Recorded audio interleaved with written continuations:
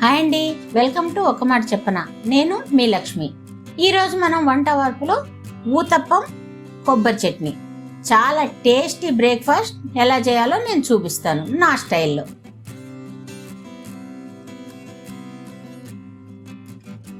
మనం ముందు కొబ్బరి చట్నీ చేయడం చూపిస్తానండి. దీనికి పచ్చి కొబ్బరి ముక్కలు తీసుకోవాలి, చిన్న చిన్న ముక్కలు చేసేసుకోండి.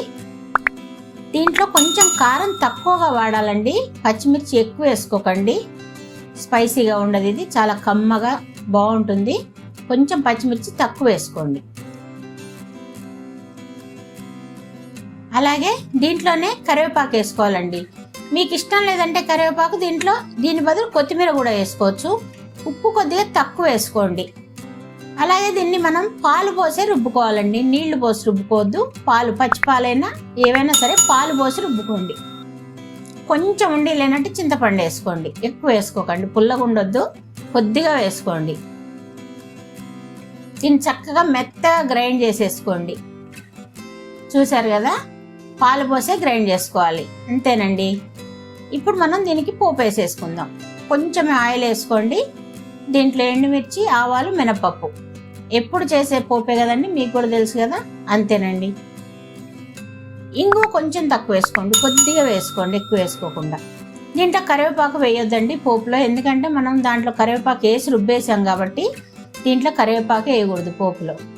చక్కగా ఎర్రగా వేగిపోయింది కదండి, పోపు అయిపోయిందండి. మనం పచ్చట్లో వేసేసుకొని చక్కగా కలిపేసుకుందాం. ఇంకా పచ్చడి రెడీ అయిపోయింది కదండి, ఇంకా ఊతప్పం వేసుకోవటమే రెడీ. మనం బ్రేక్ఫాస్ట్ రెడీ అయిపోతుందండి.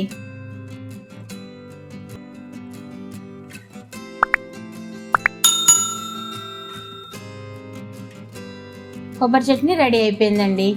ఇప్పుడు మనం ఊతప్పం కూడా ఎలా చేయాలో చూసేద్దాం. ఇడ్లీ పిండితోనండి ఇది. ఇడ్లీ పిండి మామూలుగా చేసుకున్నది ఇంట్లో ఉన్నా కానీ దాంతో కూడా చేసుకోవచ్చు. ఒక్క మినపప్పుకి సన్న రవ్వ, లలిత రవ్వ అయితే 3 పోసుకోండి. వేరే కొంచెం లూజ్ దొరుకుతుంది కదండి రవ్వ, కొంచెం బరకగా, అదైతే 2.5 పోసుకోండి. ఎందుకంటే బాగుండదు, 3 పోస్తే బాగుండదు. మనము ఒక మూత ఉండే మూకుడు తీసుకోండి, నాన్ స్టిక్ అయినా ఏదైనా మూకుడు, మూత ఉండేది తీసుకోండి. దాంట్లో కొంచెం నూనె వేసేసి మధ్యలోకి ఒక 2 గరిటెలు పిండి వేసుకోండి. దీన్ని అట్టులాగా ఎడల్పుగా అనొద్దండి, మందంగానే ఉండాలి. దీని మీద మూత పెట్టేసుకొని ఆవిరికి ఉడికిచ్చేసుకోవాలండి. 2 వైపులా కూడా నూనె వేసి కాల్చేసుకోవాలి చక్కగా ఎర్రగా. ఇది ఊతప్పం అంటారండి. దిబ్బ రొట్టె అంటేనేమో మనం దోశల పిండితో చేసుకుంటామండి, అది మళ్ళీ నేను చేసి చూపిస్తాను మీకు. దీన్నేమో ఊతప్పం అంటారండి. దీంట్లో కావాలంటే మీరు ఆనియన్స్, పచ్చిమిర్చి, ఇవన్నీ, క్యారెట్ తురుము అన్నీ కూడా వేసి చేసుకోవచ్చండి. అల్లం ముక్కలు, కరివేపాకు అన్నీ వేసుకుంటే చాలా బాగుంటుందండి. తప్పకుండా ట్రై చేయండి.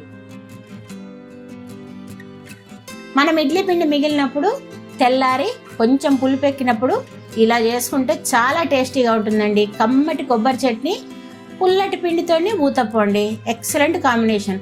అలాగే కారపొడి ఎలా చేయాలో నేను కార్ట్లో ఇస్తానండి, మీరు తప్పకుండా అది కూడా ట్రై చేయండి. సో టేస్టీ బ్రేక్ఫాస్ట్ రెడీ అయిపోయిందండి. మీకు నచ్చినట్టయితే ఒక లైక్ చేయండి. మా ఛానల్ సబ్స్క్రైబ్ చేసి బెల్ ఐకాన్ కొట్టడం మాత్రం అస్సలు మిస్ కాకండి.